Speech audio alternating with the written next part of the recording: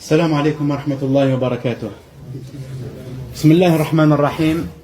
الحمد لله رب العالمين، وأصلي وأسلم على أشرف المرسلين نبينا محمد وعلى آله وعلى صحابته أجمعين. أما بعد، فإن أصدق الحديث كتاب الله، وخير الهدي وأحسن الهدي هدي نبينا محمد صلى الله عليه وسلم، وشر الأمور محدثاتها، وكل محدثة بدعة، وكل بدعة ضلالة، وكل ضلالة في النار. أعاذني الله وإياكم من النار ومن أحوالها وأحوال أهلها، آمين آمين. سبحانك اللهم لا علم لنا إلا ما علمتنا، إنك أنت العليم الحكيم. اللهم علمنا ما ينفعنا وانفعنا بما علمتنا وزدنا علما.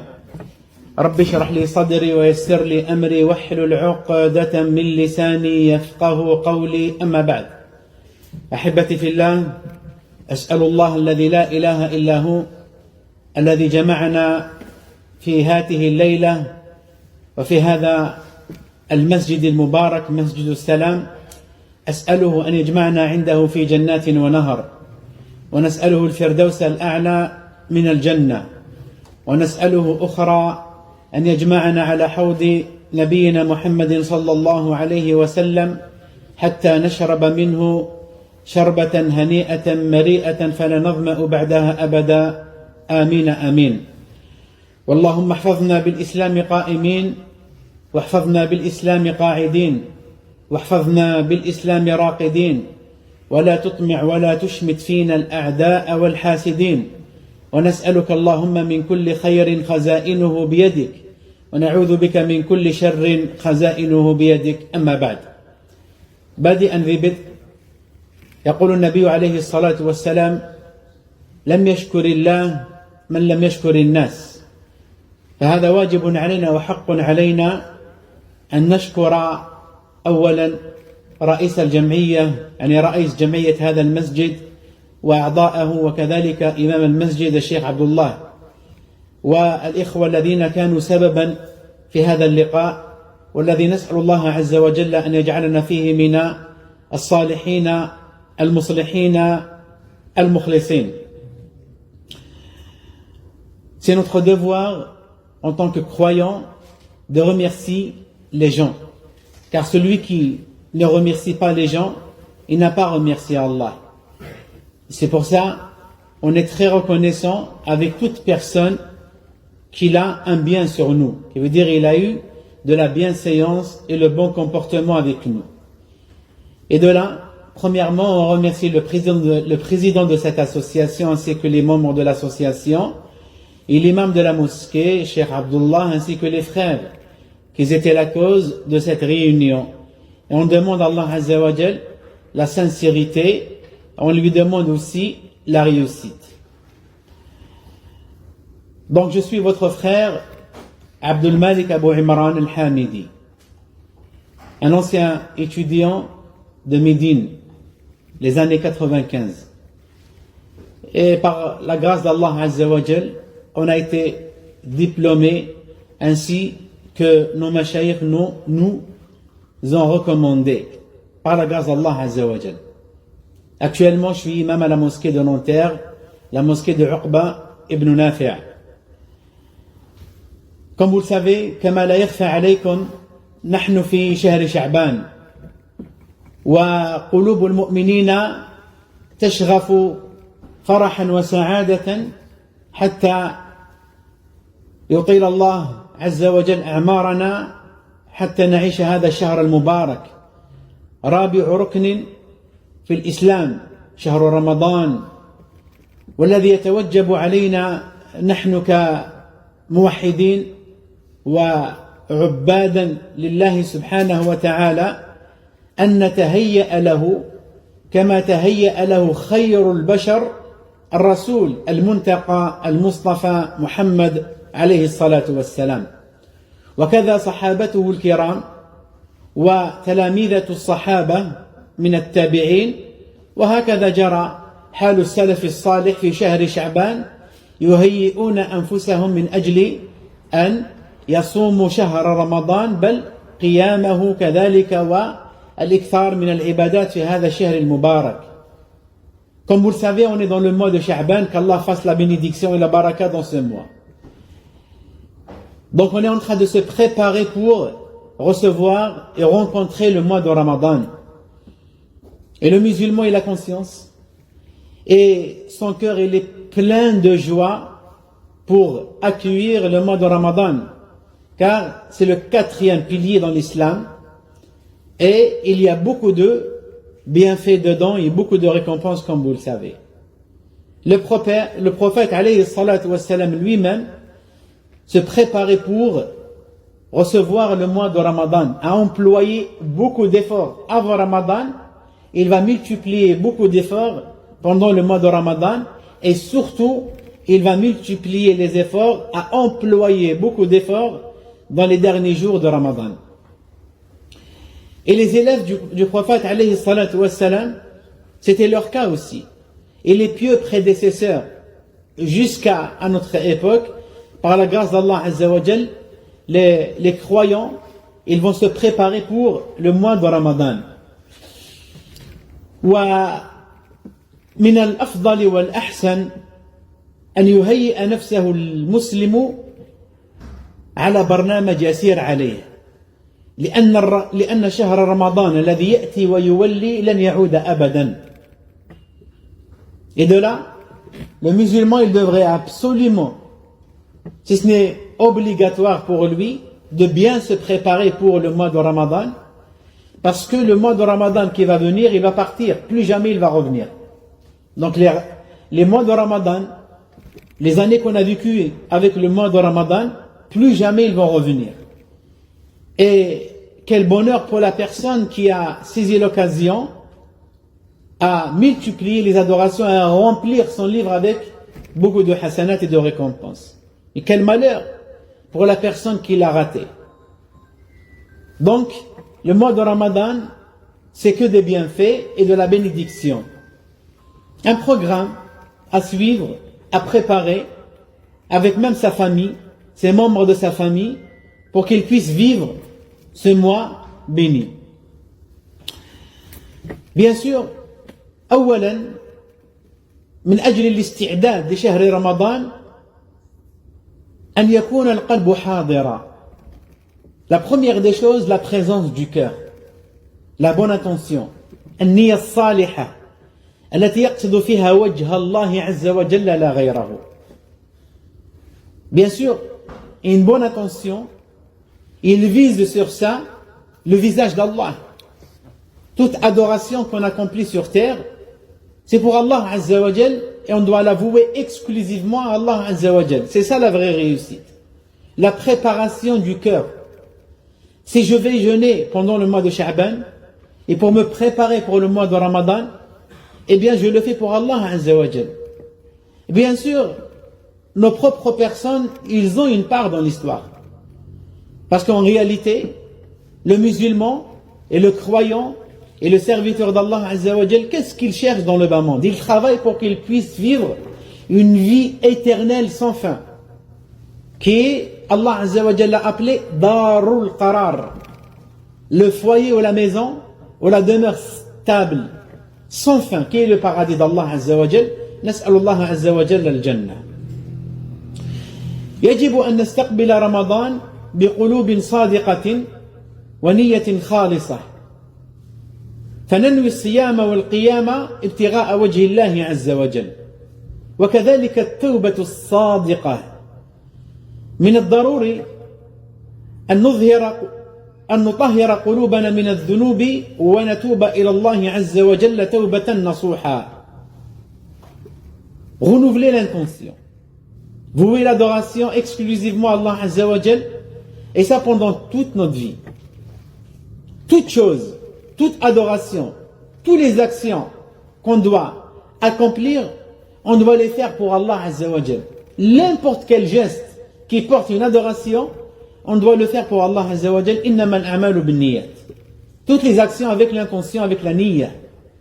Donc vouer l'adoration exclusivement à Allah Azza wa Jal. Sinon, il verra ses actions le jour du jugement poussière. Ils vont devenir poussière. Et c'est pour ça, Abu Huraira, qu'Allah l'agrée, quand il a voulu raconter un hadith du prophète sallallahu alayhi wa sallam, un suiveur, qui veut dire une personne qui a vécu avec les compagnons, il a été lui poser une question pour lui raconter un hadith qu'il a écouté de la part du prophète, de la bouche du prophète sallallahu alayhi wa sallam. Il lui a dit, je vais te raconter un hadith que le prophète alayhi wa sallam me l'a dit dans cette mosquée, qui veut dire la mosquée du prophète, il n'y avait personne avec nous. Dès qu'il a commencé à le dire, il s'est évanoui, il est tombé dans les pommes. Après il s'est réveillé, il revient, il va se préparer pour le dire, il tombe dans les pommes. Plus grave que la première. Pour la troisième fois, pareil, il perd connaissance. Il va perdre connaissance, il va s'évanouir. Et après, il se réveille, il commence à raconter ce hadith. Et en résumé, le hadith, il parle des trois personnes de cette communauté.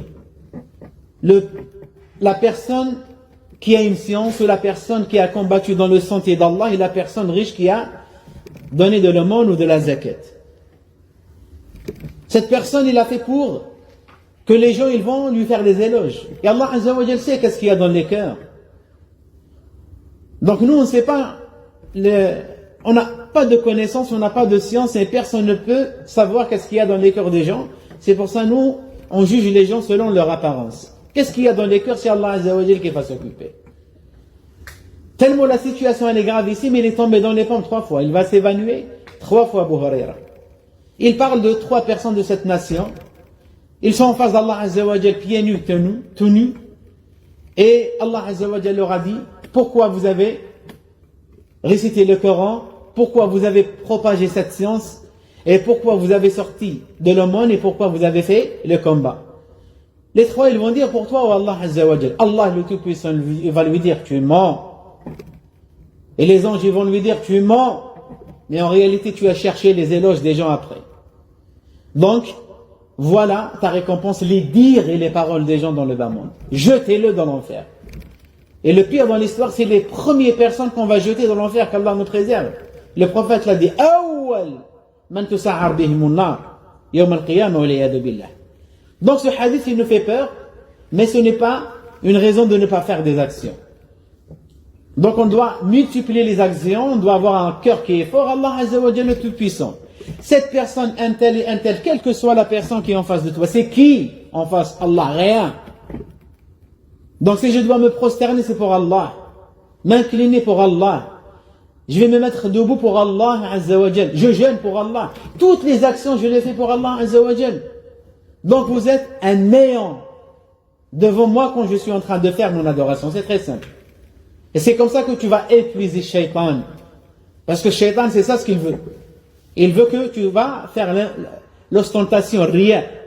Et c'est ce qu'ils ont fait les gens, ces gens qu'Allah nous préserve. At-tawbah.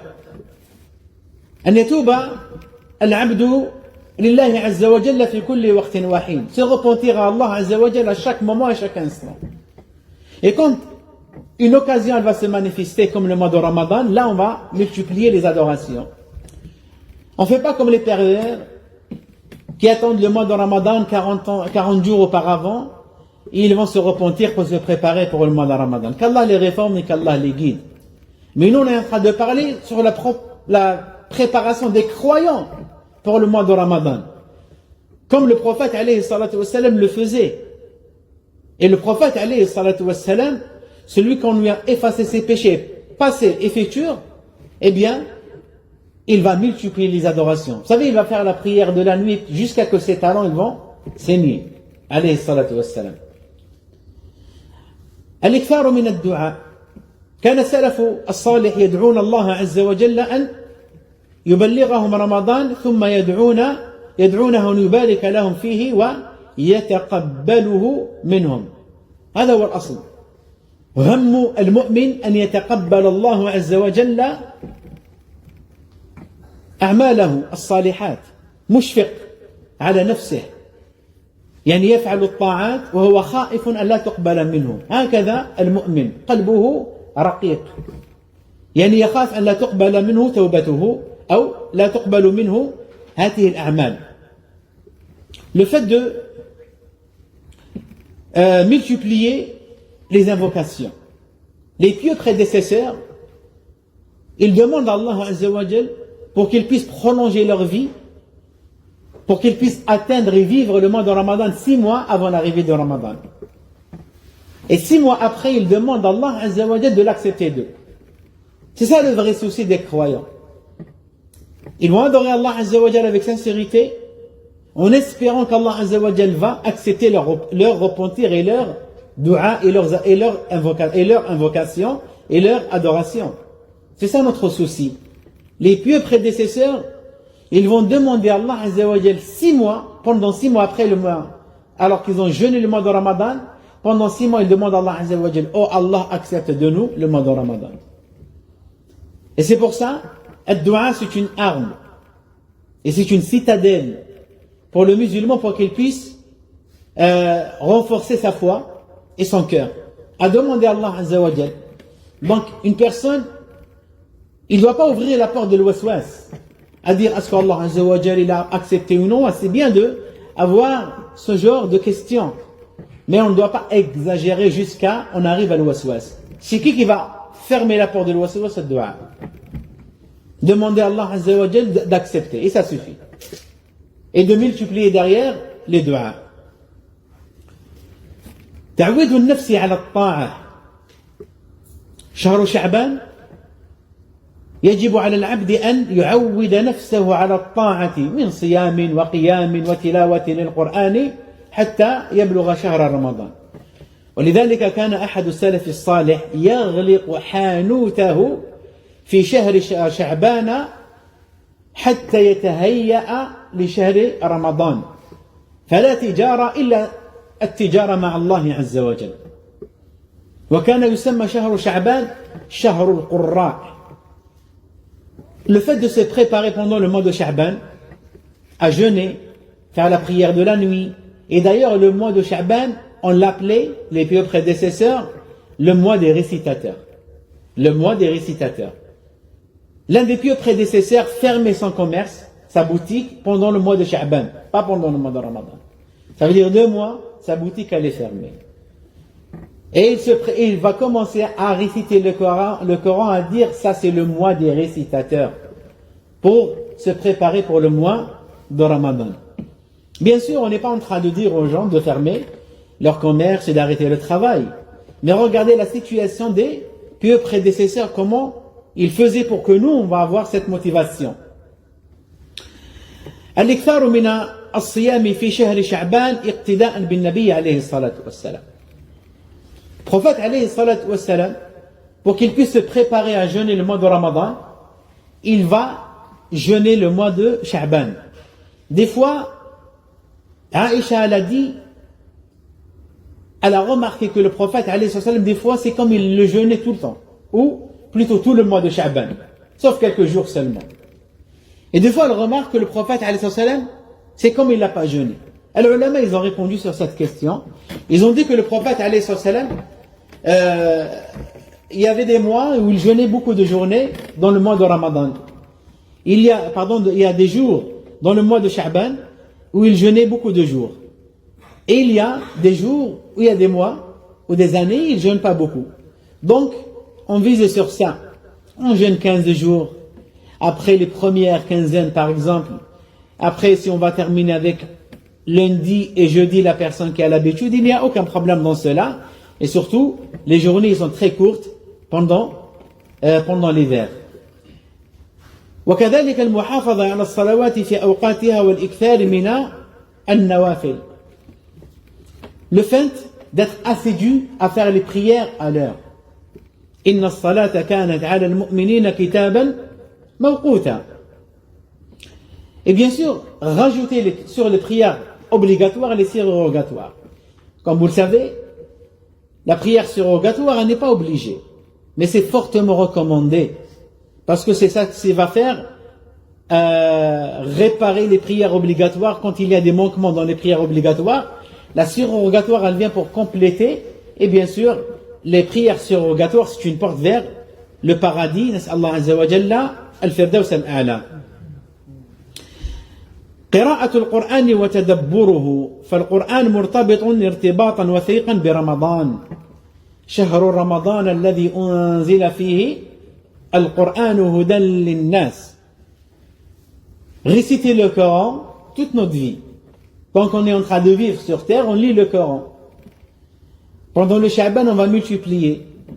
Pendant le Ramadan, on va plus multiplier la récitation, comme on va voir comment le cas des pieux prédécesseurs, pendant le mois de Ramadan, combien ils vont réciter le Coran, combien ils vont le terminer dans le mois. Et d'ailleurs, le Coran al-Karim, il a un lien directement avec le mois de Ramadan.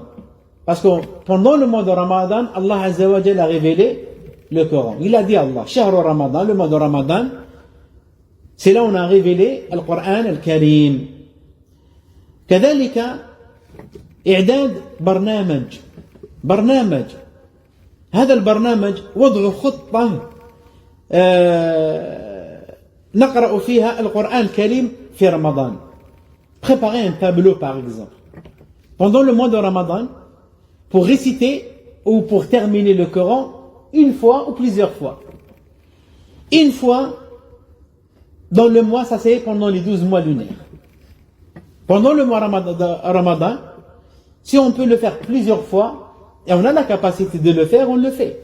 Parce qu'on a le temps, bihawlillahi ta'ala, et celui qui n'a pas le temps, il demande à Allah Azza wa Jal qu'il lui fasse la baraka, il lui donne la baraka dans son temps. Mais comme vous le savez, barakallahu fikum, celui qui dit que j'ai pas le temps, je m'excuse de ce terme, c'est comme il est en train de mentir. Je ne vais pas dire qu'il ment. Parce qu'on sait très bien qu'on a le temps pour lire le Coran. On a un temps libre dans notre vie, pendant le mois de Ramadan et en dehors de Ramadan, et surtout pendant le mois de Ramadan, on a un temps pour faire quoi? Lire le Coran. À faire quoi? De se priver de beaucoup de choses. En réalité, ce n'est pas une privation. C'est un bien pour nous. Le smartphone, par exemple. Le temps libre qu'Allah Azza wa Jalla nous a donné, on perd notre temps dans les téléphones, les réseaux sociaux, on va être questionné le jour du jugement. Éteignez le téléphone et se consacrer à lire le Coran, et on va voir qu'on va le terminer, pour une personne qui n'a pas l'habitude, 3 à 4 à 5 fois dans le mois. Dans le mois de Ramadan, celui qui n'a pas l'habitude. Celui qui a l'habitude, il peut le terminer chaque jour.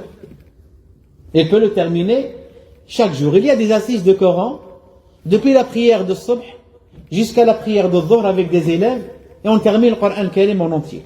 À lire le Coran Karim en entier. On peut le faire ça, et dans cette époque, dans des mosquées, dans des écoles, il y a un programme, toute l'année il est comme ça. De la prière de Subh on a terminé, et après on commence à lire le Coran, même on va s'arrêter à faire une petite collation, et après pour la prière de Dhuhr on a terminé le Coran Karim. On a terminé le Coran Karim, donc c'est faisable bihawlillahi ta'ala. Takhsis awqat li adhkar ou istighfar. À chercher des moments où tu sais, où tu penses où tu dis que à ce moment précis, j'ai le temps. Consacre-le à mentionner le nom d'Allah et à faire l'istighfar. Ça c'est lire le Coran, on a un temps. Après aussi pour mentionner le nom d'Allah Azza wa Jal, par exemple les invocations du matin et du soir, et les invocations généralement dans la journée, et faire l'istighfar. Par exemple, un moment, 10 minutes, un quart d'heure, 1 heure, plus que ça, on s'assoit, on dit astaghfirullah, astaghfirullah, astaghfirullah, astaghfirullah. Ça c'est ce qu'il faisait le prophète alayhi salatu wassalam. Alors qu'on lui a pas effacé ses péchés passés et futurs. Et le prophète alayhi salatu wassalam, dans une assise, on pouvait lui compter plus de 70 fois, dans une seule assise seulement, plus de 70 fois il dit astaghfirullah wa atubu ilayh. Il demande pardon à Allah Azza wa Jalla, il se repent à lui, alors qu'on lui a pardonné ses péchés passés et futurs. Al-hirsu ala qiyam al-layli walau bi rak'atayn. À partir de ce soir, on va faire un programme. Même 2 unités. Tu peux les commencer ce soir, après l'Isha. Mettre l'intention, en faire l'intention de faire 2 unités ou 4 unités avec l'intention de l'qiyam, qui veut dire qiyam al-layl. Il est accepté de toi. Et si tu rentres chez toi, tu vas voir que tu as la motivation, les 8 unités, tu peux les faire en 20 minutes, comme tu peux les faire en 2 heures ou 1 heure. Ça dépend ce que tu vas réciter le Coran. Mais, juste fais l'action. Et une personne, par exemple, il dit, moi, j'ai pas le Coran par cœur, je connais que le Fatiha seulement. Lis la Fatiha pendant tout le Qiyam al-Layl. Et Allah Azza wa Jalla accepte de toi. Aïcha, qu'Allah l'agrée, elle faisait la prière de la nuit jusqu'à avant le lever du lobe avec un seul verset coranique. وَبَدَى لَهُم مِّنَ اللَّهِ مَا لَمْ يَكُونُوا يَحْتَسِبُونَ. Elle le répétait jusqu'au matin. Radiallahu ta'ala anha. Et la personne qui a le Coran, ben, tant mieux. Et la personne qui veut lire directement du livre, il a le droit. Comme Aïcha, elle avait un servant, et c'est lui qui dirigeait la prière pour elle, et il tenait le Coran. On a le droit, il n'y a aucun problème dans cela. Le Coran, le smartphone, oubliez-le. Personne, il va dire, tiens, je vais suivre avec le smartphone. Éteignez le smartphone. Il y a beaucoup de maladies dans le smartphone. Prenez le Coran. Et d'ailleurs, à ce propos, je ne recommande pas, et d'ailleurs les ulama, ils ont dit que ce n'est pas autorisé de prendre le livre pour suivre l'imam pendant le tarawih. Alors là, la personne qui va prendre un smartphone. Sauf la personne qui est derrière l'imam pour corriger, il peut prendre 2 personnes, 3 personnes que l'imam va désigner pour qu'il puisse lui corriger. Donc, ça c'est autorisé. Mais sinon, derrière nous, parce qu'on va se distraire, on ne va pas se concentrer. On ne va pas se concentrer, tu entends et tu lis en même temps. Mais la personne qui écoute l'imam seulement, il va être concentré plus que il est en train de lire et écouter. Il ne peut pas réunir ça, il ne peut pas réunir al-khushu' avec 2 choses dans son cœur. Il ne peut pas. À écouter et en même temps à lire en même temps. Il ne peut pas réunir ces 2 choses. D'accord? Sauf c'est pour l'imam. Sauf c'est pour l'imam, il n'y a aucun problème dans cela. كذلك التخطيط للصدقة والعمل الخيري. Le fait de se préparer, comme vous savez, alhamdoulilah, les musulmans ils sont généreux et très généreux. Pour le mois de Ramadan, à se préparer, à dire par exemple, moi je vais sortir pendant le mois de Ramadan 5 fois sadaqa par exemple. Ou tous les jours je vais sortir une sadaqa. Et le monde ici, ce n'est pas qu'avec de l'argent seulement. La personne qui a de l'argent, tant mieux. Mais aussi, la sadaqa, le fait d'employer des efforts pour les fidèles, ou pour les musulmans, ou aider les pauvres ou les orphelins. Pareil pour une personne, rien que le fait de lancer un sourire dans le visage de ton frère, c'est un aumône, comme il a dit le prophète alayhi salam. Celui qui n'a pas. Et celui qui va dire, moi, je ne vais pas donner 50 centimes quand même. Oui, donne-la. Parce que tu vas te retrouver le jour du jugement avec une personne qui a donné par exemple 1000 euros, mais Allah Azza wa Jalla a accepté de toi, mais il n'a pas accepté de lui. Sabaqa dirhamun alfa dinar. Comme il a dit le prophète alayhi salam, un dirham, il a devancé un 1000 dinars. 1000 dinars, c'est le dinar, quand on dit à l'époque 1000 dinars, un dinar, ça veut dire une pièce en or. Un dirham, c'est une pièce en argent. Donc une personne qui a 2000 dinars, il sort 1000 dinars. Qu'est-ce qu'il lui reste? 1000 dinars, donc il est encore riche. Mais la personne qui a un dinar, il donne un dirham, il lui reste un dirham. Donc il n'est pas considéré comme une personne riche. C'est une personne, il a montré que il est croyant. Et le prophète, il a dit, as-sadaqatu burhan. Le monde, c'est une preuve que cette personne, il est sincère. Donc il ne faut pas minimiser les choses, même 1 centime. 1 centime. Tu rentres dans la mosquée, ou un pauvre, tu lui donnes dans sa main 1 centime, mais tu es sincère, Allah Azza wa Jalla l'accepte de toi. Il ne faut pas dire que ça c'est rien. D'accord? قال إخراج الصدقات ومساعدة المحتاجين تفطير الصائمين لكسب الأجر العظيم. Sortir de l'aumône et ainsi de suite, surtout pour les nécessiteux et les personnes qui sont dans le besoin, et la personne qui a la capacité de nourrir les pauvres ou les jeûneurs, qui le fasse, quel que soit le jeûneur, même si c'est un millionnaire. Parce que le millionnaire même, il n'a pas le droit d'accepter la sadaqa, mais on a le droit d'être généreux avec lui. Ikramuhu, le fait d'être généreux avec tout le monde, il n'y a aucun problème. Le fait de donner de l'eau, par exemple, c'est la meilleure des sadaqas, comme il a dit le prophète alayhi salam, le meilleur des aumônes, c'est le fait de donner à boire aux gens. Donc la personne il va sortir, par exemple le mois de Ramadan il va venir, il va se mettre d'accord avec les responsables d'une mosquée par exemple, il va dire moi je vais m'occuper de la première semaine de ramener de l'eau par exemple. Il met deux intentions aussi. Ici, la première intention pour les nécessiteux. Et la deuxième intention pour les gens riches. Comme ça, il va être généreux avec eux. Et le riche, il n'est pas dans la gêne. Quand il va boire de l'eau dans la mosquée, donc pour lui, ce n'est pas une sadaqa. Parce qu'il n'a pas le droit d'accepter la sadaqa, une personne qui n'est pas dans le besoin. D'accord? Donc il fait de niya ici la personne quand il veut sortir de l'aumône. كذلك التقليل من العادات السيئة. Pendant le mois de Sha'ban, le fait de minimiser ou d'enlever les mauvaises habitudes. Les mauvaises habitudes. Par exemple, le fait de ne pas dormir toute la nuit. Donc, on prend une nuit, on dort dans la nuit, on se prépare pour jeûner dans la journée, on fait une petite sieste si on pourra, et dans la nuit, on va faire la prière de la nuit. On se prépare. Le fait de rester éveillé toute la nuit, tout ça, ce n'est pas bon. Parce que toute la journée, la personne va se retrouver, elle est en train de dormir.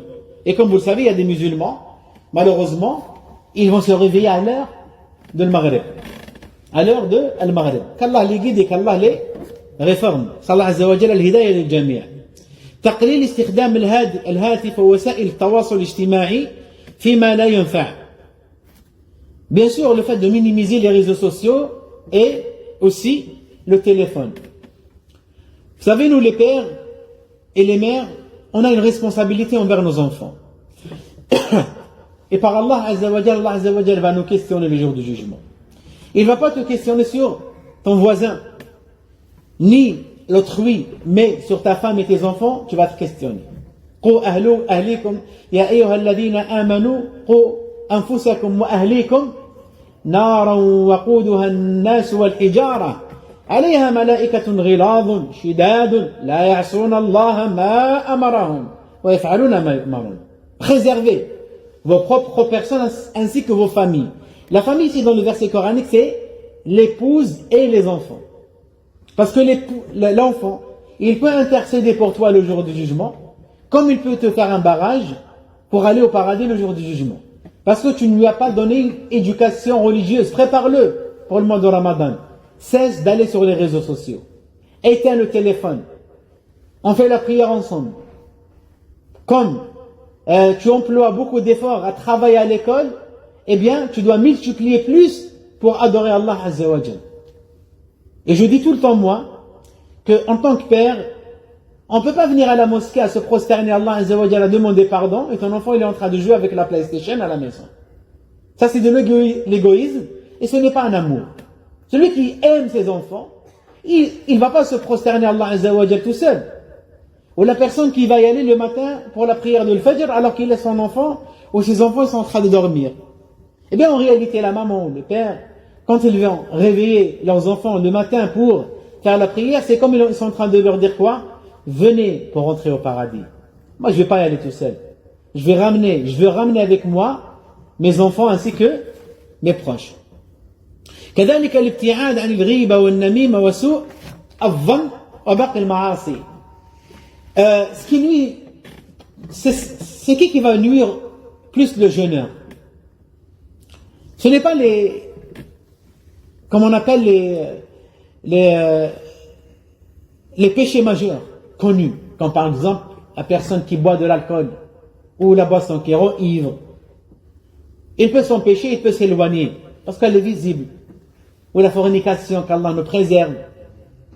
Mais il y a des choses, malheureusement c'est le quotidien des gens, la médisance et la calomnie, le colporteur. Ça c'est grave.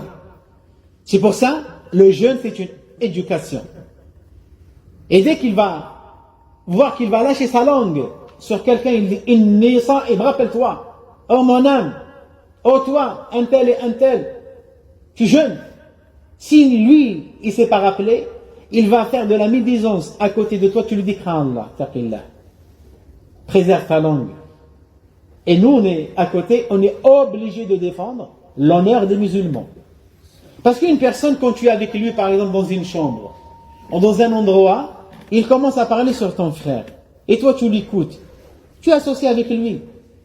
Et lui, il est en train de parler, toi, tu l'écoutes. Tu n'as pas défendu l'honneur de ton frère, eh bien, par Allah Azza wa Jal, vous avez le même péché. Lui, il a commis un grand péché, toi également. Et c'est pour ça, tout simplement, préserver la langue et aussi préserver lui, qui veut dire ton oreille, d'écouter les méchancetés et de la calomnie et la médisance. Car Allah Azza wa Jal, moi je ne veux pas rentrer avec toi dans l'enfer. Je préserve ma propre personne. وكما لا يخفى عليكم أيها الأحباب أن شهر رمضان هو شهر يقال عنه شهر التوبة والغفران. On dit sur le mois de Ramadan, c'est le mois de la tauba, du repentir, ainsi que le pardon. قال رسول الله صلى الله عليه وسلم من صام رمضان إيمانا واحتسابا غفر له ما تقدم من ذنبه. الحديث متفق عليه. Le prophète alayhi salatu wa salam dit à ce propos: celui qui jeûne le Ramadan avec foi et en espérant la récompense d'Allah Azza wa Jal, ses péchés précédents lui seront pardonnés, rapporté par le Bukhari et Muslim. Également, la spécificité des jeûneurs, khasiyatu as-sa'imin, أن الله عز وجل خلق بابا في الجنة سماه باب الريان. قال رسول الله صلى الله عليه وسلم: إن في الجنة بابا يقال له الريان يدخل منه الصائمون يوم القيامة لا يدخل منه أحد غيرهم. متفق عليه.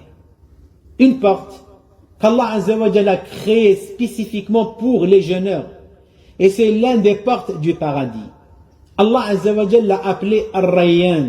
Le prophète alayhi salatu wa salam a dit: il y a au paradis une porte appelée Ar-Rayyan, par laquelle entreront les jeûneurs, et que les jeûneurs seulement, au jour du jugement. Et personne d'autre, il va y accéder. Il ne pourra pas accéder, il ne va pas rentrer. Le hadith rapporté par le Bukhari et Muslim. Qui veut dire quoi? Il faut savoir que, malheureusement, cette communauté, même s'ils disent La ilaha illallah, Muhammadun Rasulullah, il n'y a de divinité, digne d'adoration qu'Allah, et Muhammad alayhi salatu wa salam, c'est le messager d'Allah, ils peuvent même prier, se mettre debout avec toi dans la prière, s'incliner, se prosterner, jeûner le mois de Ramadan, faire le grand pèlerinage. Ils font des adorations, mais ils vont se retrouver dans l'enfer, qu'Allah nous préserve.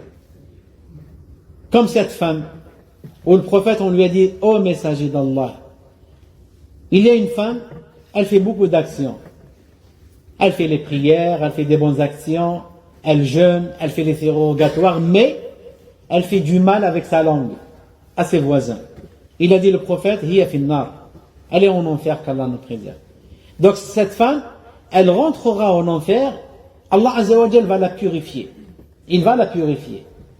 Et là, on va tirer beaucoup de leçons de ce hadith, que la personne qui commet des péchés, il n'est pas sorti de l'islam, même s'il commet un grand péché. Il n'est pas sorti de l'islam tant qu'il n'a pas rendu ce péché halal. Alors Allah Azza wa Jal dit haram, lui il dit halal, il est sorti de l'islam, et les ulama ils sont unanimes sur ça. Mais la personne qui a commis un grand péché, il a commis un grand péché, comme par exemple il n'a pas jeûné le mois de Ramadan. Il a commis un grand péché. C'est comme il est en train de dire, l'islam c'est 4 piliers, pas 5 piliers. Mais il n'a pas rendu ça halal. Par faiblesse, par négligence, qu'Allah les guide et qu'Allah leur donne la force, ces personnes. Allah Azza wa Jal, il fait ce qu'il veut le jour du jugement. Hum tahta mashi'atillah. In sha'a adhabahum, in sha'a ghafara lahum. Les personnes qui commettent des grands péchés sans les rendre licites, ils sont sous la volonté d'Allah le jour du jugement. S'il veut leur pardonner, qu'il les pardonne. Il fait ce qu'il veut. On est la propriété d'Allah. S'il veut les châtier, qu'il le fasse. Allah Azza wa Jal fait ce qu'il veut. Donc ces personnes qui n'ont pas jeûné, sans rendre ça licite, qui veut dire, ils ont dit qu'il n'y a pas Ramadan. Al-ulama et tous les musulmans sont unanimes que cette personne, c'est un mécréant, il est sorti de l'islam. Mais tant qu'il a fait par négligence, Allah Azza wa Jal va le purifier le jour du jugement de son péché. Et la purification, elle vient comment? Le châtiment. Et le châtiment d'Allah Azza wa Jal est douloureux, très douloureux. Pas imaginer que c'est pas grave, je vais pas jeûner, après Allah Azza wa Jal va me purifier. Va prendre une allumette, ou par exemple une bougie et mets ton doigt. Si tu vas voir si tu vas supporter pendant quelques secondes. Quelques secondes. Parce que le corps de l'homme dans l'enfer, comme Allah Azza wa Jal nous a dit sur les mécréants, une dent seulement, elle est l'équivalent de la montagne de Uhud. Sa dent seulement. Imaginez-vous son corps. Comme ça, pour qu'il puisse goûter cette douleur qui est très très douloureuse. Donc Allah Azza wa Jal, les jeûneurs, ces personnes qui n'ont pas jeûné dans le bas-monde, le jour du jugement, ils ne vont pas rentrer par la porte de Rayyan. Ils ne vont pas rentrer par la porte, elle est spécifique pour les jeûneurs. Et ça, c'est un grand bienfait pour nous. وقال النبي عليه الصلاة والسلام أن في رمضان ليلة من قام ليلة القدر إيمانا واحتسابا غفر له ما تقدم من ذنبه الحديث متفق عليه. Le prophète alayhi salam a dit, celui qui veille en prière durant la nuit du destin, avec foi et en espérant la récompense d'Allah Azza wa Jal, ses péchés précédents lui seront pardonnés, rapporté également par Al-Bukhari ou Muslim. Allah Azza wa Jal a révélé carrément une sourate et quelques versets dans le Coran al-Karim concernant Laylat al-Qadr. Allah Azza wa Jal a dit dans Surat al-Qadr d'ailleurs, il a appelé Surat al-Qadr le destin, Laylat al-Qadri khayrun min alf shahr. La nuit du destin, elle est meilleure que 1000 mois. Et le Coran al-Karim, il a été révélé dans cette nuit Mubaraka, Allah Azza wa Jalla l'a appelé. Donc, Laylat al-Qadr, c'est une nuit, vraiment, celui qui l'a raté, on peut lui dire que tu as raté tout. Celui qui l'a raté, on peut lui dire que tu as raté tout. Mes chers frères et mes chères sœurs, sachez très bien, dans notre vie, on a beaucoup dormi. Dans notre vie, on s'est beaucoup reposé. On a eu beaucoup de repos et on a eu beaucoup de sommeil. Cheikh Abdelrazak al-Badr, qu'Allah le préserve, il dit un petit rappel. Il dit, une personne qui va vivre 70 ans, combien il va adorer Allah Azza wa Jalla dans sa vie? On va dire l'âge de puberté, c'est entre 9 et 15 ans. On va dire 15 ans pour les garçons. Dans 15 ans, il n'était pas obligé de faire quoi? D'adorer Allah Azza wa Jalla. Et la majorité de sa vie, il est en train de dormir. Et la majorité de sa vie, il est en train de dormir. Si on va ramener une personne qui est morte à l'âge de 70 ans, en réalité, Allah Azza wa Jalla lui a écrit des charges pendant 20 ans ou 25 ans seulement d'adoration. Sinon, quand il est en train de dormir, ou avant l'âge de puberté, on lui a rien écrit. Une personne, par exemple, il est en train de dormir, il a dit des paroles mauvaises. Il n'est pas conscient. L'ange, il va rien lui écrire. Parce qu'il est en train de dormir. D'accord? Ou une personne qui a été touchée par une folie pendant quelques jours. Allah Azza wa Jal va rien lui écrire. Pendant ton sommeil, ainsi de suite, sur les 24 heures, tu vas dormir peut-être 10 heures. Et pendant 2 heures, tu es en train d'adorer Allah Azza wa Jal. Tu vas rencontrer Allah Azza wa Jal en réalité avec 35 ans entre 35, on va dire même 40 ans, d'adoration seulement. Et subhanallah, méditez sur ça. Pour une vie éternelle. Sans fin au paradis. Donc tu as adoré Allah Azza wa Jal pendant 30 ou 40 ans pour avoir le paradis et la vie éternelle. Franchement, c'est très facile à accomplir tout cela. Qu'Allah nous vienne en aide. Et qu'Allah nous réforme. C'est pour ça, la nuit du destin, on doit employer beaucoup d'efforts. Oublions le sommeil. Le prophète, alayhi salatu wassalam, les 10 derniers jours de Ramadan et les 10 dernières nuits, de Ramadan, il ne va pas dormir. Il va faire ce qu'on appelle l'irtikaf, une retraite spirituelle dans la mosquée. Et même ça, il va réveiller ses épouses.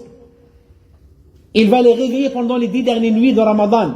Réveillez-vous, faites la prière, adorez Allah, demandez le pardon, repentez-vous. C'est ça la vie des croyants. Tout le temps, rappelle-toi que tu as dormi beaucoup dans ta vie. Alhamdulillah, la fatigue, on l'oublie. Si on n'oublie pas la fatigue, on est mort. On est mort de soucis. On est mort de fatigue. Parce qu'on n'oublie pas la fatigue. Alhamdulillah, on l'oublie. Alhamdulillah, on s'est reposé beaucoup dans notre vie. Les 10 dernières nuits de Ramadan, c'est là où le musulman il doit travailler. C'est là où il doit employer beaucoup d'efforts. Il faut savoir que le monde entier, il se prépare pour cela. Il ne faut pas minimiser les adorateurs et les serviteurs d'Allah Azza wa Jal ici en France. Parce qu'on peut trouver une personne, il est en train d'adorer Allah Azza wa Jal en face de la Kaaba. Il a quelqu'un similaire à lui, il est en France, il est en train de faire la même chose. Et peut-être il va être récompensé plus que lui. Parce que lui, il est dans un pays musulman, où il a la motivation, il voit les autres faire ça, il a la motivation. Mais nous ici, on ne voit pas ça.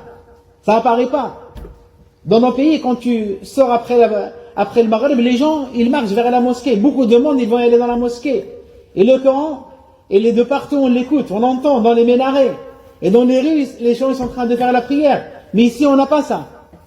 On n'a que ce genre de rappel. C'est pour ça, Inch'Allah, Allah Azza wa Jal va nous récompenser, il va atteindre ces personnes qui sont en train de faire la prière en face de la Kaaba, voire plus que ça. On a le droit d'espérer. On a d'espérer de placer le raja et l'espérance en Allah Azza wa Jal.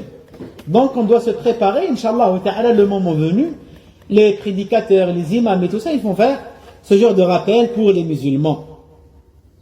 Qu'est-ce qui se passe dans le mois de Ramadan? تصفيد الشياطين وفتح أبواب الجنان. قال رسول الله صلى الله عليه وسلم: إذا جاء رمضان فتحت أبواب الجنة وغلقت أبواب النار وصفدت الشياطين. الحديث متفق عليه. Le prophète, alayhi salatu wassalam, a dit: lorsque le Ramadan arrive, les portes du paradis s'ouvrent, les portes de la géhenne de l'enfer se ferment et les diables seront enchaînés. Dans une autre version, enchaînés avec des chaînes en feu. Le hadith rapporté par le Bukhari et Muslim également. Ça, c'est un bienfait d'Allah Azza wa Jal. Je vous laisse imaginer et méditer sur ça, barakallahu fikum. Pendant tout le mois de Ramadan, tu vis 29 ou 30 jours exactement où les portes du paradis sont ouvertes. Subhanallah. Méditez sur ça. Quel bienfait d'Allah Azza wa Jal sur nous. De vivre tout un mois où les portes du paradis sont ouvertes. C'est la révélation, les frères. Et les portes de la géhenne, sont fermées. La miséricorde d'Allah Azza wa Jal, elle s'est propagée partout sur terre. Pour tout le monde. Et shayatin, ils sont enchaînés. Et tu as qu'à éduquer ta propre personne. Et les ulama, ils ont dit à ce propos, certes les diables, le Satan, ou les diables les plus mauvais, on peut dire, je ne veux pas dire les plus grands, parce qu'il n'y a pas un shaitan qui est grand. Ils sont tous maudits par Allah Azza wa Jal. Donc les plus mauvais, ils sont enchaînés. Et les petits parmi eux, ils sont avec nous.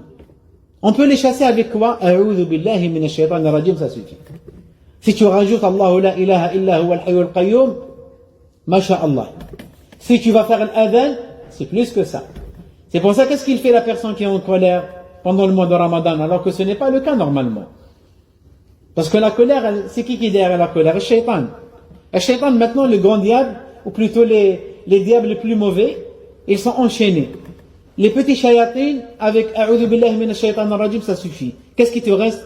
Un nafs. Ta propre personne à éduquer. Et c'est pour ça, Ramadan, c'est une mise à jour pour un nafs, pour la calmer. Parce que normalement, pendant le mois de Ramadan, on est plus calme que les autres jours, n'est-ce pas? Ou les autres mois. Mais malheureusement, on trouve qu'il y a des gens, pendant le mois de Ramadan, c'est là où ils vont s'emporter par la colère qu'Allah nous préserve. On n'a qu'à voir le cas où l'état des musulmans, une demi-heure avant le mois de Ramadan, c'est triste, c'est malheureux, malheureusement. Une demi-heure avant l'adhan plutôt, vous les voyez comment ils font. Ils courent derrière la dunya, ou des bagarres partout, et ainsi de suite. Et malheureusement, on est arrivé ici, dans ce pays, en France et tout ça, les autorités, ils vont multiplier à placer les CRS dans des endroits sensibles, comme Barbès et d'autres. N'est-ce pas? C'est pas normal. Normalement, c'est ça où on doit, les rues sont vides. C'est là où on doit revenir à Allah Azza wa Jal et à se prosterner à Allah Azza wa Jal et ainsi de suite, n'est-ce pas? À adorer Allah Azza wa Jal. Qu'Allah les guide et qu'Allah les réforme ces personnes. Donc, c'est un mode de préparation. De préparation à employer beaucoup d'efforts par la grâce d'Allah Azza wa Jal. Donc, al-shayatin, en réalité, ils ne sont pas coupables dans ce mois si la personne il va commettre des grands péchés ou des mauvaises choses. قال النبي عليه الصلاة والسلام لله عتقاء من النار وذلك كل ليلة رواه الترمذي وابن ماجه.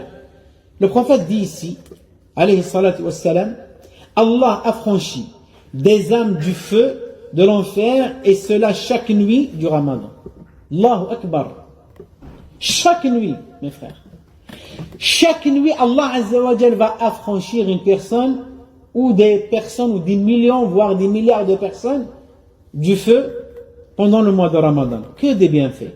C'est pour ça qu'on doit se préparer. On doit employer beaucoup d'efforts pour cela. Et même les pieux prédécesseurs, les prophètes réveillaient ses épouses. Et il y a un hadith où le prophète dit à l'époux ou à l'épouse de jeter de l'eau sur le visage de son époux ou de son épouse. Et ça, c'est un bienfait. Il ne faut pas se mettre en colère quand ton épouse, elle veut te réveiller pour faire la prière de la nuit, le dernier tiers de la nuit, et les 10 dernières nuits de Ramadan. Au contraire, remerciez-la. Et tu dis, ça c'est un acte d'amour. Parce qu'elle t'aime, elle t'a fait ça. Parce que tu l'aimes, tu lui as fait ça. D'accord? قال رسول الله صلى الله عليه وسلم الصيام والقرآن يشفعان للعبد يوم القيامة يقول الصيام أي يا رب إني منعته الطعام الشهوات بالنهار فشفعني فيه رواه الحاكم أحمد والحاكم الحديث صحيح. Le prophète alayhi salatu wa sallam il dit, le jeûne et le Coran intercèdent en faveur des serviteurs le jour du jugement. Le jeûne dira, Seigneur, je l'ai empêché de manger et de satisfaire ses désirs durant la journée. Accepte mon intercession en sa faveur. Al-Hadith rapporté par Ahmed et Al-Hakim, et c'est un hadith qui est authentique. Quelle bonne nouvelle! Donc en réalité, le jeûne et la récitation du Coran, ce n'est pas de la perte du temps. On ne perd pas notre temps, au contraire. Parce que le jeûne, il va intercéder pour toi le jour du jugement. Et je vous promets, mes chers frères, qu'on a besoin que quelqu'un il va intercéder pour nous le jour du jugement. Parce que le jour du jugement, il n'y a pas que le prophète, alayhi salatu wa sallam, qui va intercéder. Il y a les prophètes, il y a aussi les anges d'Allah, ils vont intercéder. Et aussi, les croyants, ils vont intercéder pour toi. Aussi, tes bonnes actions qui vont intercéder pour toi. Le jeûne. Il vient pour intercéder, il demande à Allah, il parle, le jeûne. Il dit, oh Allah, je l'ai privé de la nourriture et le fait, il a eu soif, il n'a pas bu à cause de toi, oh Allah, Azza wa Jal. Je l'ai privé des désirs et tout ça. Oh Allah, accepte mon intercession pour lui. Allah Azza wa Jal va l'accepter. Ainsi que le Coran que tu as lu, que tu as appris par cœur, que tu l'as mis en pratique, il va intercéder pour toi. Et d'ailleurs, le Coran, comme il a été révélé dans le hadith, qu'il sera ton compagnon dans ta tombe. Et les bonnes actions, ils seront ton compagnon dans la tombe. Parce que le croyant, quand on va lui annoncer les bonnes nouvelles et ainsi de suite, à la fin, quand il fut questionné, il va répondre correctement. Il va voir un homme, pas un homme comme vous et moi, mais quelqu'un qui vient vers lui avec un visage lumineux. Et lui, qui es-tu? Ton visage, il apporte des bonnes nouvelles. Il lui dit, Ana amaluka salih. Je suis tes bonnes actions. Je suis le Coran que tu as appris, le Coran que tu as mis en pratique. Je suis les ordres que tu as suivis dans le Coran. Je suis les interdits que tu sais, que tu les as évités dans le Coran. Moi, je suis ton jeûne. Moi, je suis tes actions et tes bonnes actions. Donc, il va venir pour t'annoncer ces bonnes nouvelles. Et là, qu'est-ce qu'il va dire, le croyant dans la tombe? Allahumma aqim as-sa'a. Allahumma aqim as-sa'a. Oh Allah, fasse que l'heure dernière, il vient pour qu'il puisse faire quoi? Récupérer mes biens au paradis. Mes demeures. Mon époux, mon épouse, mes épouses au paradis. Mes biens au paradis. C'est ce qu'espère le croyant après, quand on va, qu'il va réussir les épreuves de la tombe. Après, on va lui dire Nam nawmat al-arus. Dors comme les mariés dorment dans la nuit la nuit de noces. Et le jour du jugement, quand on va se réveiller, Inch'Allah ta'ala, il faut croire à ça. On a la certitude qu'Allah Azza wa Jal va nous donner ce grand bienfait, Inch'Allah. Bidillah ta'ala, on va nous dire ça. Et après, quand on va se réveiller, on sentira les années, voire des centaines ou des milliers ou des milliards des millions de milliards. Allahu a'lam, c'est comme une prière de Dhuhr ou Al-Asr, comme il a dit le prophète sallam. 10 ou un quart d'heure seulement. Donc on ne va pas sentir qu'on a dormi pendant tout ce temps, par la grâce d'Allah Azza wa Jal. كذلك أجر الصيام عند الله عظيم. قال النبي عليه الصلاة والسلام في الحديث المتفق عليه: كل عمل ابن آدم له إلا الصيام فإنه لي وأنا أجزي به.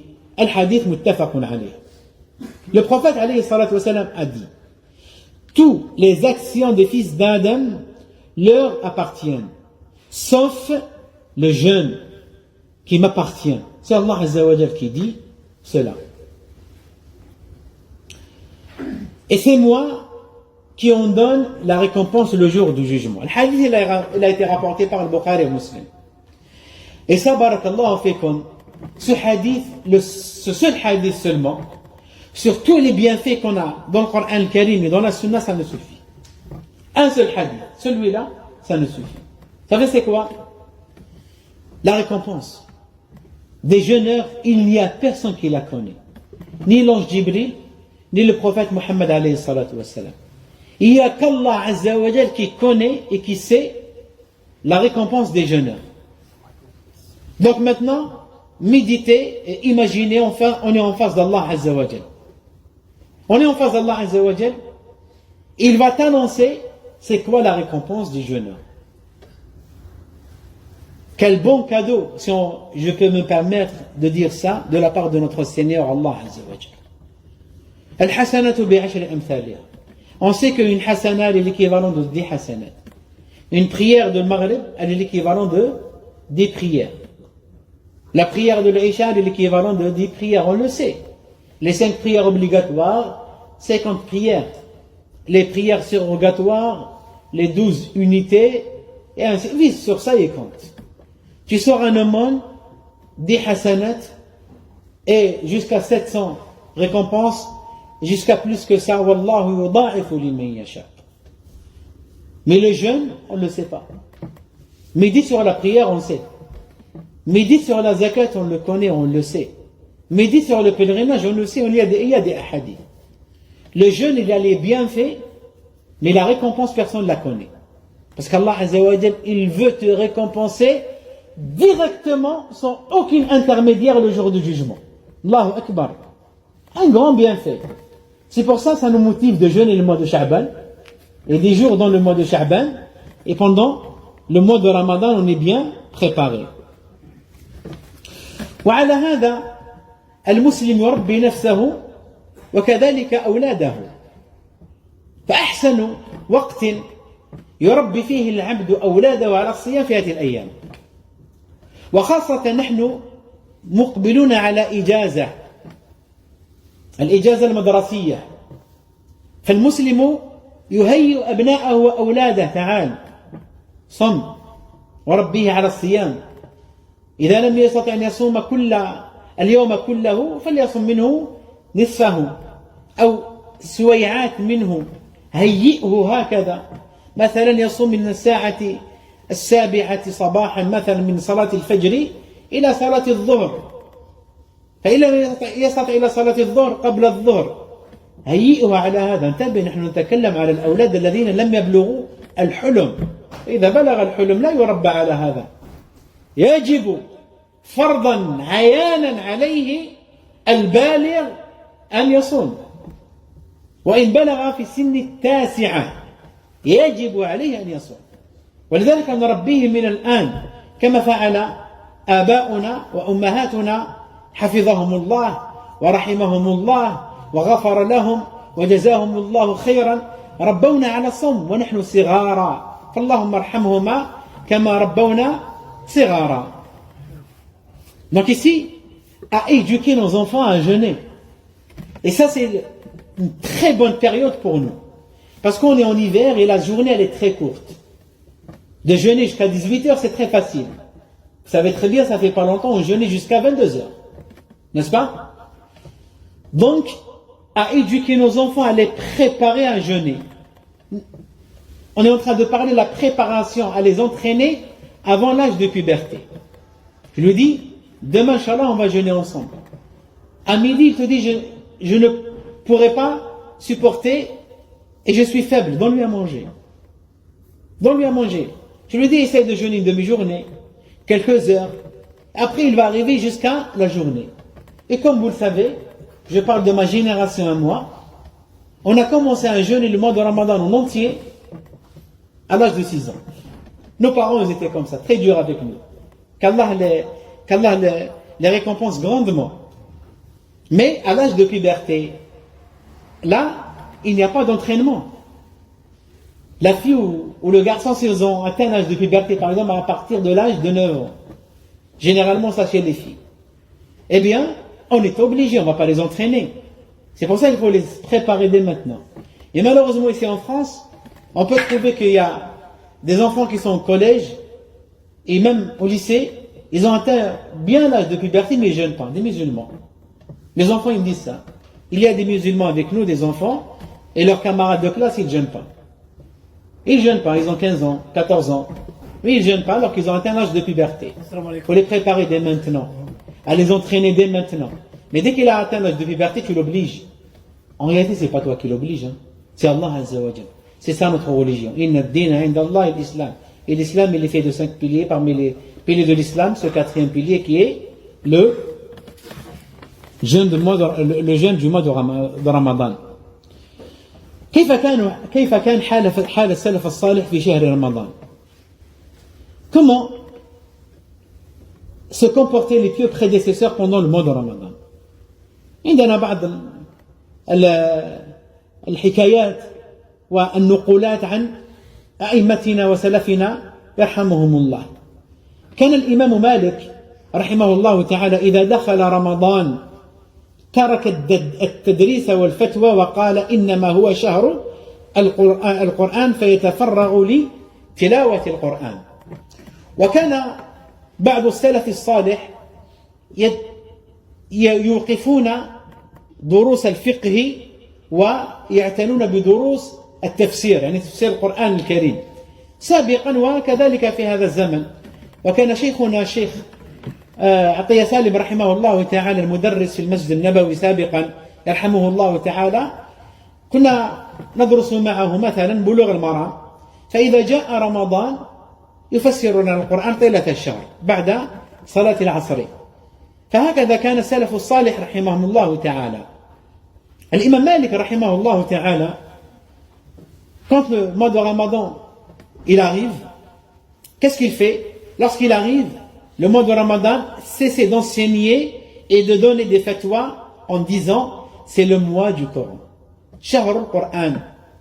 C'est le mois des récitateurs. L'imam Malik rahimahullah ta'ala, la grande école connue comme vous le savez, yarhamuhullah wa yarhamullah azza wa jalla أئمة المذاهب الأربعة والمذاهب الأخرى وعلماؤنا الذين شهدوا بالله عز وجل للوحدانية ولنبيه بالرسالة يرحمهم الله ويغفر الله لهم. L'imam Malik, le grand mufti, il arrête de faire les fatwas carrément. Pendant le mois de Ramadan, il n'y a pas de fatwa.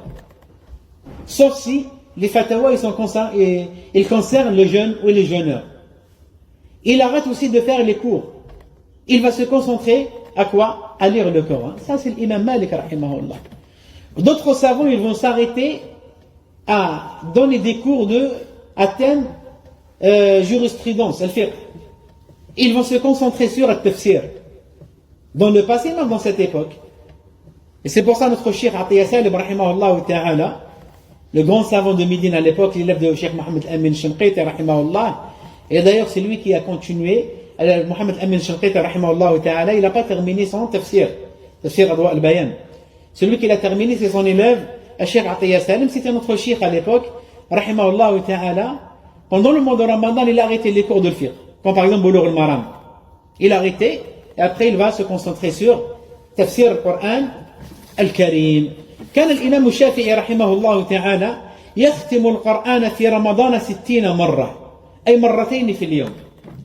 الإمام الشافعي رحمه الله تعالى il clôturait le Coran pendant le mois de Ramadan 60 fois, qui veut dire 2 fois par jour. Vous allez dire, cette personne, comment il pourra? Parce qu'on n'a pas l'expérience.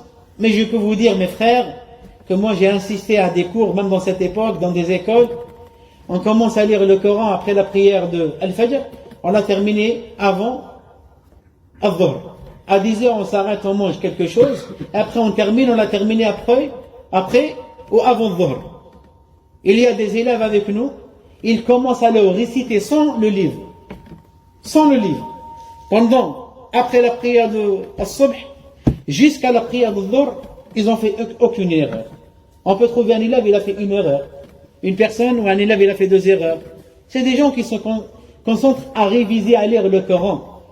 Donc cette personne, pour lui, pour le faire 1 fois par jour, c'est facile. Alors là, l'imam Shafi'i, rahimahullah, l'imam Shafi'i, il faut lire sa biographie.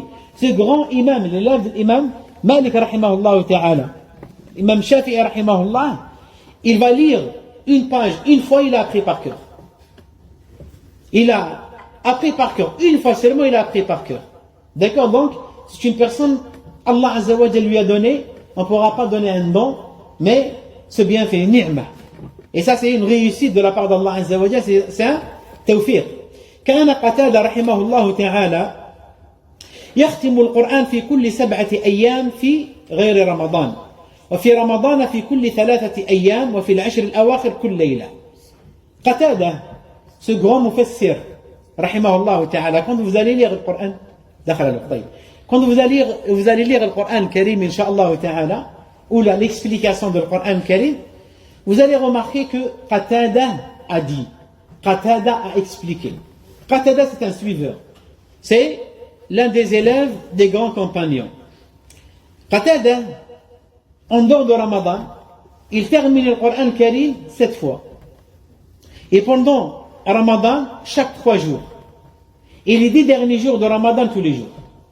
Et les 10 derniers jours de Ramadan, tous les jours. C'est des personnes qui se sont consacrées à ça.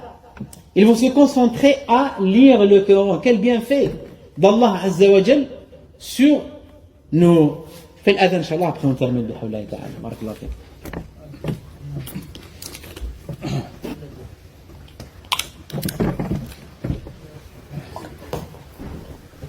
الله أكبر الله أكبر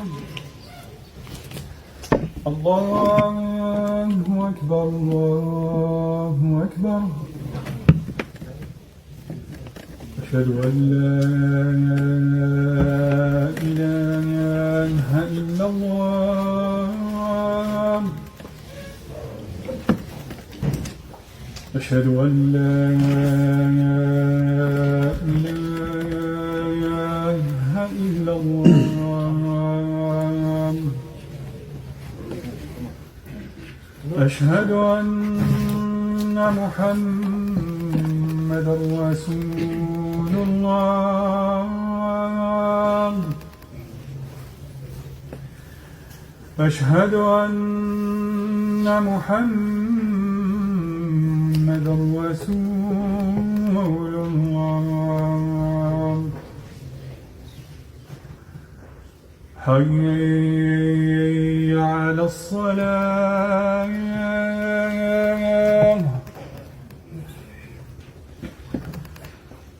حي على الصلاة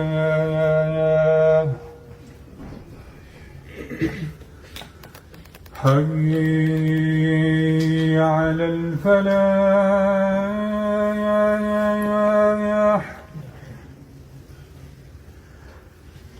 حي على الفلاح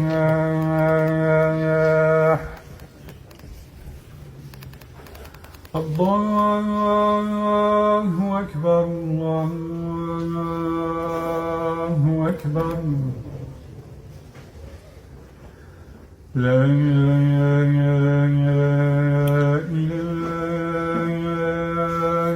إلا الله.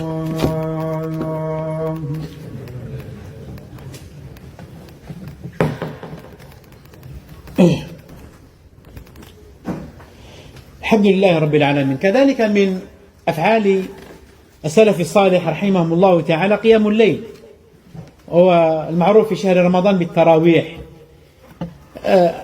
التراويح سنة مؤكدة كما لا يخفى عليكم. الذي يفعلها مع جماعة هذا هو الأصل، أن يفعلها مع الجماعة في المسجد من أجل اللحمة والحب والمودة، والذي يفعلها في بيته كذا هذا أمر جائز كما كان يفعله السلف الصالح. فكان السلف الصالح يقومون الليل طويلا، وبعضهم يختم القرآن الكريم في صلاة التراويح. Parmi les recommandations fortement recommandées, c'est le fait de faire qiyam al-layl, ce qu'on appelle tarawih, et surtout en groupe. C'est ce qui est fortement recommandé. Mais la personne qui fait chez lui, c'est autorisé. Mais on lui demande de faire en groupe, c'est mieux. Comme ça, pour avoir cet amour entre nous, la fraternité, et ainsi de suite. الكرم والإنفاق في سبيل الله عز وجل. كان النبي عليه الصلاة والسلام أجود الناس، وكان أجود ما يكون في وكان أجود ما يكون في رمضان كما في الحديث عند ابن عباس. وكان أجود ما يكون في رمضان عليه الصلاة والسلام. Le prophète il était une personne très généreuse, et surtout pendant le mois de Ramadan. Surtout pendant le mois de Ramadan. Et le fait d'inviter des gens à manger avec lui, ou il va faire à manger aux autres. C'est ça avec le prophète, il mangeait tout le temps, ou généralement avec les gens, ou les compagnons, les pieux prédécesseurs. Jusqu'à cette époque, comme l'imam Ben Baz, rahimahullah ta'ala, jamais il mangeait tout seul pendant le mois de Ramadan.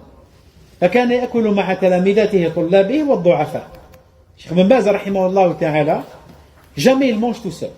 Toujours il mange avec ses étudiants ou les pauvres, et même pour les personnes qui travaillent pour lui à la maison.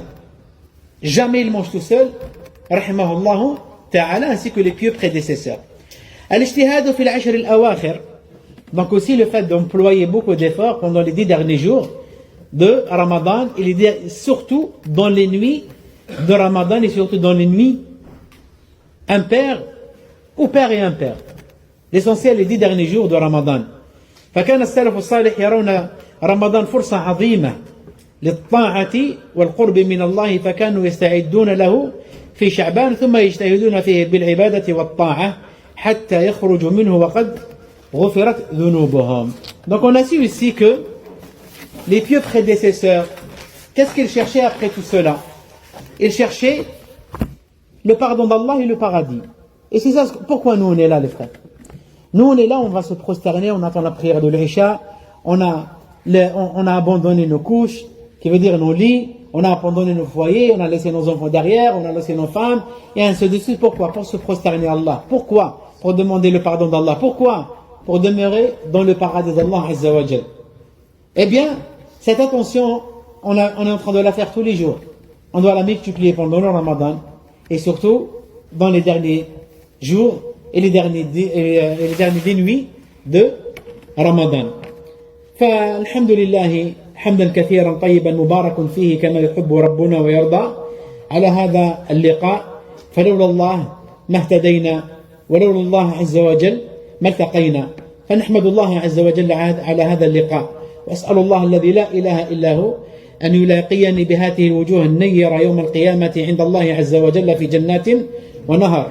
ونسأل الله عز وجل الفردوس الأعلى، ونسأل الله عز وجل التوفيق والسداد والرشاد، ونسأله أن يأتي نفوسنا تقواها وأن يزكيها، هو خير من زكاها، هو وليها ومولاها. ونسأل الله عز وجل القبول، ونسأل الله عز وجل أن يجعلنا من عباده الصالحين المصلحين المخلصين. ونسأل الله عز وجل في هذه الليالي المباركات من هذا الشهر المبارك، من شهر شعبان، أن ينزل الأمن والإيمان والسلم والسلامة والرزق على إخواننا المسلمين في غزة. ونسأل الله عز وجل أن يرفع الذي بهم من هذه الفتن ما ظهر منها وما بطن. ونسأل الله عز وجل أن يرحم موتاهم، وأن يشفي مرضاهم، وأن يتقبل موتاهم من الشهداء. ونسأل الله عز وجل أن يرزقهم من حيث لا يحتسبون، وأن يقذف في قلوبهم الإيمان والخشوع والاطمئنان. ونسأل الله عز وجل الأمن والإيمان والسلم والسلامة لبلدان المسلمين، وأن يلم شملنا، وأن يوحد كلمتنا، والله تعالى أعلم. وربنا آتنا في الدنيا حسنة وفي الآخرة حسنة وقنا عذاب النار. وأصلي وأسلم على خير البشر محمد وعلى آله وعلى صحابته أجمعين، وبارك الله فيكم.